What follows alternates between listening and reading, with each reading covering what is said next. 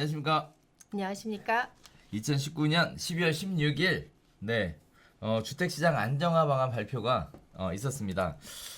기획재정부에서 이번에 발표한 것 같은데 관계부처 합동으로 발표가 있었습니다. 조금 전까지 방송에서 실시간으로 보도하는 것들을 보다가 이제 방송을 해야 되겠다라고 생각하고 이제 시작하려고 하는데 발표되고 나서 여러 가지 시사점이 좀 교체하는 것 같아요. 일단은 물량의 측면, 매도의 측면에서 또 수요의 측면, 또 매수의 측면에서 그 다음에 중개사의 측면에서 이렇게 세 개의 부분에서 접근해 볼 수 있을 것 같고요.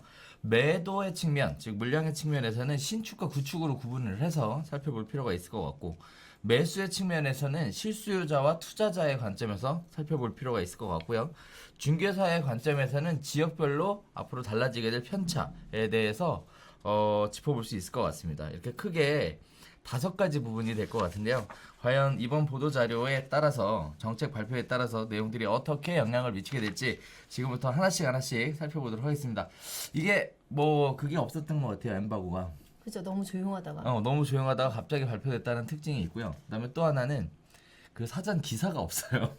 네, 발표된다는 얘기도 없고 뭐도 없고 아무것도 없어요. 그냥 갑자기 빵 하고 발표가 됐습니다. 그래서 기자분들 질문하시는 내용도 들어보니까 의미 있는 질문들 참 많이 하시던데 역시 노련하신 우리 발표하시는 분들께서 아주 현명하게 잘 빠져나가시더라고요. 자, 아무튼 지금부터 하나하나 살펴보도록 하겠습니다. 자, 주택시장 안정화 방안 발표. 자, 우리가 주택시장 안정화 방안 발표가 있을 것이라는 건 예상을 했습니다. 왜냐, 부동산 가격이 굉장히 뜨고 있는 상황이고, 출렁거리고 있었죠, 계속. 네, 거기다가 뭔가 대책이 필요로 하는 시점이었기 때문에 발표가 나올 곳은 알고 있었습니다. 보시는 것처럼 종합 대책에 가깝게끔 다양한 형태의 다양한 분야를 건드렸는데요. 일단 시작하기에 앞서서 과연 정부의 관점에서는 지금 주택시장, 부동산 시장에 대해서 어떻게 보고 있는가에 대해 한번 간단하게 살펴보도록 하겠습니다. 자, 일단 정부의 관점에서 주택시장 동향인데요. 일단 보이시는 것처럼 이렇게 나오고 있어요. 7월 첫 주부터 24주 연속 상승하고 있다 라고 나오고 있는데 그럼 계속 가격이 올라간다라는 거죠. 원인은 강남 재건축발 상승세의 확산이다 라고 생각을 하고 있습니다. 즉 강남권 가격이 계속 올라가면서 24주 연속 주택 가격이 상승하고 있다 라고 이야기하고 있습니다. 자, 일단 분양가 상한제 적용 지역 지정 이후에 미지정된 지역들의 상승 기대 심리가 작용하면서 국지적 과열 현상이 발생하고 있다. 이거에 대한 대표적인 예로 동작과 양천, 과천, 광명, 하남을 예를 들 수 있는데요.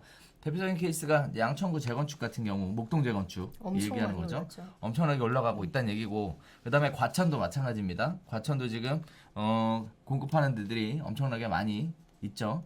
그 다음에 광명도 마찬가지예요. 광명도 지금 재개발로 이루어져 있는 지역들이 지금 들쑥날쑥 하고 있습니다. 하남도 하남미사 쪽 중심으로 해서 굉장히 가치 있다라고 생각했던 사람들이 많이 들어가면서 국지적 과열 현상이 보여지고 있다. 그리고 이런 얘기도 하고 있습니다. 갭 투자 등 투기 수요가 유입되고 있다라는 얘기하고 있는데 갭 투자가 지금 많이 유입되고 있다라는 건데요. 사실 갭 투자가 들어갈 수 있는 지역들이 굉장히 한정적으로 구분되어 있는 상황이에요. 조금 이따가 다시 이야기 나눠보도록 하겠습니다. 자, 다음에 주택 매매 거래량은 지금 현재 작년 대비 약 81% 정도 수준이다라는 건데 일단은 이 부분에 있어서는 여러 가지 또 얘기가 나오게 될 것 같아요. 일단 중요한 거는 강남 3구의 거래량 많지가 않습니다. 네, 거기에 따라서 지금 강남 4구 아파트 지금 나오죠. 밑에 보면 예년의 거래량에 비해서 굉장히 작다라는 거 보여주고 있는데 거의 50% 하프에 가깝죠. 근데 서울 전반적인 측면에서 볼 때는 굉장히 많이 늘어나고 있는 모습들이 보여주고 있어요. 다시 얘기하면 이게 강남 지역으로 들어갈 수 없는 사람들이 어떻게 보면 풍선 효과에 의해서 외부로 밀려나가는 상황이다. 이렇게도 볼 수 있을 것 같고요. 자, 다음에 또 최근 보증금을 승계하여 매수하는 갭 투자 비중이 증가하고 있다라는 얘기들 하고 있습니다. 자, 그리고 불법, 편법 징역, 대출 규정 미준수 등 의심되는 이상 거래 건수도 상당히 확인되고 있다. 여기서 이따가 다시 나누겠지만 편법, 불법 의심, 편법, 불법 징역 의심 사례가 532건, 대출 규정 미준수 의심 사례가 23건 등이다 라는 얘기인데, 일단은 여기서 또 재밌는 사실 하나는 뭐냐면은 전체적으로 합쳐봐야 555건 정도인데 거래한 양에 비해선 그렇게까지 불법이 많은 건 아니었다라고 볼 수 있을 것 같아요. 또 이것도 의심 사례일 뿐이지. 그런데 또 거꾸로 저는 네. 위에 통계표에서 보다시피 수는 줄었지만 가격은 되게 많이 높거든요. 네. 그러니까 아마 여기에 지금 의심 사례라고 꼽는 것들도 네. 건수로는 작지만 금액으로는 결코 작은 것들이 아니지 않나. 물론이죠. 네, 금액으로는 충분히 클 수 예, 있습니다. 하지만 전체 거래 건수에 비해 의심되는 문제가 있을 것이라고 예상되는 사례의 수는 상대적으로 적다. 근데 여기에서 란 지금 얘기. 총 네. 991건 중에 550건이니까 작지도 않죠. 이거는 네. 의심되는 예. 거래건 991건 중에 네, 이거니까 전체 거래건 수하고는 상관이 없죠. 자, 다음에 실수요에 대응하는 공급은 충분하다. 지금 공급 논리 다시 나오고 있는데요. 지금 보면 서울 아파트지는 44,000호에 의해 올해와 내년에도 연간 4만 호 이상이 공급되며 실수요에 대응하는 공급 물량은 충분하다라는 얘기 나오고 있는데, 일단 이 부분에 대해서는 참 얘기가 많은 것 같아요. 일단 공급이 충분하면 가격이 꺾여야죠. 근데 지금 공급은 충분하다 하지만 공급이 안 되니까 가격이 올라가는 거 아닌가요? 공급 물량 풀리지도 않았는데 먼저 오르고 있잖아요, 지금. 그렇죠. 네. 그래서 이런 부분들이 영향을 좀 미치고 있는 것 같아요. 자, 그 다음에 정비사업 332개 단지 중 향후 입주 물량으로 이어질 착공 81개, 관리처분인가 54개 단지도 135개나 이루고 있어서 공급 물량이 많다라는 얘기를 하고 있는 것 같아요. 여기서 이 얘기를 자꾸 이제 정부에서 언급하는 이유는 수요자들이 원하는 지역에 주택이 공급되는 것이 중요하다라는 얘기 때문에 서울 지역에서 수요자들이 원하는 지역으로 주택을 공급할 수 있는 방법은 결국 정비사업밖에 없어서 정비사업에 대한 이야기를 지금 하고 있습니다. 자, 서울 정비사업 인가는 5년 평균과 유사한 16,000호로 초기 사업 단계도 차질 없이 진행 중이다라는 얘기인데, 사실 이 부분에 대해서는 좀 할 얘기가 있을 것 같아요. 분양가 상한제 관련된 이야기도 같이 언급되어야 이 상황에 대해서 충분히 이해할 수 있는 상황이라서 그런 부분들 충분히 좀 다각화된 측면에서 봐야 될 필요가 있을 것 같습니다. 다만 일각에서 분양가 상한제 등에 따른 공급 부족론을 제기하면서 시장의 불안 심리를 자극하고 있다라는 건데, 분양가 상한제로 인한 공급 부족론, 과연 진짜 불안 심리만 자극하는 건지, 분양가 상한제로 인해서 공급이 부족해지는 건지는 한번 면밀히 따져볼 필요가 있을 것 같습니다. 자, 그동안 시장 상황에 대한 평가도 있었는데요. 일단은 그동안 정책이 발표가 되면서 안정화되었다라는 얘기들 좀 해볼 필요가 있을 것 같은데, 어쨌든 요 오늘 발표 내용하고 맞물려서 다양한 형태로 지금 연계가 될 것 같아요. 일단 뭐 그동안 공급에 대한 이야기가 있었죠. 수도권 30만 호 공급, 그죠. 3기 신도시 관련된 맞습니다. 얘기 있었는데, 네. 3기 신도시에 대한 평가가 어땠는지 기억나세요? 3기 신도시에 대한 사람들의 평가 별로 안 좋아요. 예, 별로 네. 뭐 큰 이슈를 남기진 않았던 걸로 기억하고요. 그러니까요. 네. 네. 그동안에도 관심에서 소외됐었던 지역들에 공급했었던 맞아요. 것이 네. 대부분이었고, 관심 지역에 공급한 거는 극히 일부분이었다. 그리고 공급도 걸리는 시간이 상당히 오랜 기간 걸린다라는 얘기들 하고 있습니다. 또 여기서 재밌게 볼 내용은요. 이거 보세요.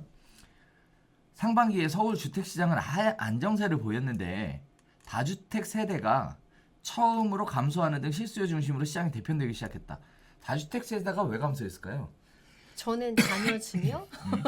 저는 본인이 안 갖고 있지만 본인 가족들에게 돌리는 숫자도 상대적으로 많기 때문에 그렇죠. 네. 오, 그래, 맞아요.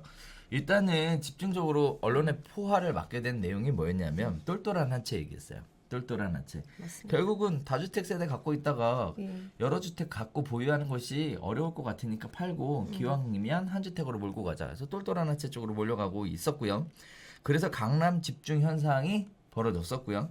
강남 집중 현상이 을 통해서 강남의 가격이 엄청나게 올라가니까 강남의 가격을 따라가기 위한 어떻게 보면 풍선 효과가 또 적용이 돼서 주택 가격을 끌어올리는 이런 모습들을 보여줬는데, 여기서 속 빠졌어요 지금.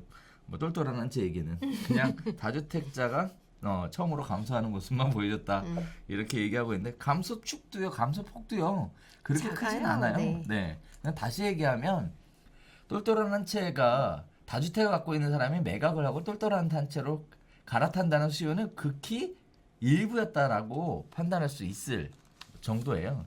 그리고 오히려 강남 가격이 뛰니까 강남 가격에 뛰어가는 강남을 따라잡겠다고 쫓아가신 분들이 오히려 더 많지 않았을까라고 그런 생각을 하고 있습니다. 자, 그다음에 요새 가장 많이 대두되고 있는 부분이죠. 풍부한 시중 유동성에 대한 문제입니다.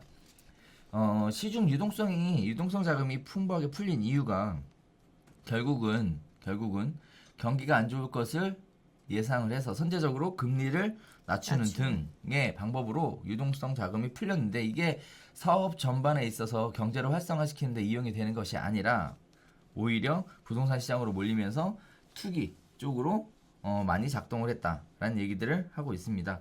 자, 유동성 자금이 풍부해지면서 저금리로 자금 조달 비용이 낮아지고요. 또 투기 수요들이 많이 관심을 가지는 높은 전세가율, 그다음에 전세 대출 등을 통한 갭 투자로 자금을 조달하는 현상이 발생했다라는 얘기를 하고 있는데, 자, 일단 여기서 또 재밌게 저는 보고 있는 부분이 요즘 보면 전세자금 대출을 해주니까 갭 투자로 유입이 되니까 전세자금 대출을 하지 말았어야 된다라는 얘기를 근데 누누이 했었거든요. 근데 저 얘기는 지금 발단된 얘기가 아니고 한 2년, 3년 전부터 저희가 가격이 움직이기 시작할 때 저게 근간이 돼서 올라온 거지 이제 와서 발생한 내용은 아니죠. 그렇죠. 예. 그럼에도 불구하고 이제 와서 전세 대출이 문제가 돼서 갭 투자로 뭐 영향을 미쳤다. 뭐 이런 식의 얘기들을 하고 있는데 아무튼 이거는 좀 엇박자인 것 같습니다. 도대체 누구를 위한 전세자금 대출인지는 실제 한번 따져볼 필요가 있을 거라고 생각을 하고요. 자, 그다음에 또 하나 높은 전세가율에 대한 이야기가 나오는데 전세가 비율이 지금 62%라는 거예요. 그러니까 매매가가 100이면 전세금이 62%라 이런 얘기인데 상대적으로 역으로 따져보면 전세가율이 높다라는 얘기는 실수요자가 받쳐줄 수 있는 시장이 충분히 튼튼하다라는 의미죠. 존재한다라는 얘기이기 때문에 결국은 높은 전세가율이다라고 얘기하면 투자를 할 수 있는 여력이 있다 이렇게 볼 수도 있을 것 같은데요. 아무튼 높은 전세가율에 대한 이야기를 또 나누고 있습니다. 자, 그다음에 또 이런 얘기 나와요. 낮은 보유 부담 등에 따른 시세 차익 기대. 즉 보유세 올리겠다는 얘기죠. 보유세를 올려도 가지고 있으면서 가격 상승하는 게 더 크니까 그죠. 팔지 않고 오히려 사겠다라고 지금 사람들이 생각한다라는 건데 이런 부분들도 누누이 얘기를 드렸음에도 불구하고 네, 어쨌든 뭐 문제로 인식하고 있다는 것 자체만으로 그나마 좀 다행이라고 생각을 합니다. 자, 그다음에 분양가 상한제 적용 진역 제외가 돼서 상승 기대 심리가 확대가 돼서 투자로 많이 들어왔다. 자, 여기 증여 재미있는 얘기 있어요. 그거 뭐야? 증여 법인 설립. 그쵸? 예. 세제나 대출 규제를 피해 증여나 법인 설립 등을 통하여 투자 성격이 강한 강남권 등의 고가주택 중심으로 매수 행위가 성행되었다라는 얘기가 나오는데 사실 뭐 한때 법인 설립 관련해서 굉장히 얘기들이 많이 나왔었죠. 그렇죠. 네, 대표님도 법인 관련돼서 공부 좀 많이 하지 않았어요? 하고 있죠. 네. 앞으로 전략이라고 생각하기 때문에 하고 있죠. 네, 아 그렇군요. 자, 그래서 한편 실수요에 대해 대응하는 공급은 충분하지만 뭐 공급 부족론을 제기하여 불안 심리를 자극한다는 얘기가 또 나오고 있는데 저 개인적으로는 이 부분에 대해서 조금 드릴 얘기가 있어요. 이 부분이 저는 개인적으로는 정책 당국의 오판이지 않나라는 생각을 좀 하고 있습니다. 조심스럽게 할 텐데요. 하고 있는데요. 일단 이 부분을 조금 얘기를 좀 드려볼까 해요. 자, 일단 실수요에 대한 공급은 충분하다라고 얘기하는데 실수요가 원하는 게 결국 똘똘한 한 채, 즉 강남에 집을 사고 싶은 거잖아요. 그렇죠? 그래서 실수요자들이 강남으로 관심을 많이 가지고 들어왔어요. 최근에 강남의 아파트에 지금 보면요. 실수요자들이 강남으로 진입하고 있는데 매물이 없는 거죠. 매물이 없으니까 가격을 비싸게 불러도 팔리죠. 들어가는 거죠. 네. 네, 들어가는 거예요. 그래서 강남 집가를 상승을 시켰다라는 건데요. 일단 그래서 강남 집가의 상승의 원인은 실수요 중심인데 실수요 중심의 원인이 된 게 뭐냐면 매물이 없었고요. 그죠? 거래량이 없었어요. 그래서 맞아요. 네, 그래서 지금 강남의 일대 집가가 상승한 원인이지 강남이 투자 수요가 들어가서 강남 일대 집가가 상승한 것은 제가 개인적으로 볼 때는 그렇게 미비하지 않나라는 생각을 좀 하고 있습니다. 자, 그래서 강남은 투기 문제가 아니라 실수요에 대한 문제라고 접근하는 것이 맞고, 그렇다면 실수요의 공급이 충분하지 않았다라는 게 이렇게 보는 게 더 맞는 것 같은데요. 대표적인 케이스는 그렇습니다.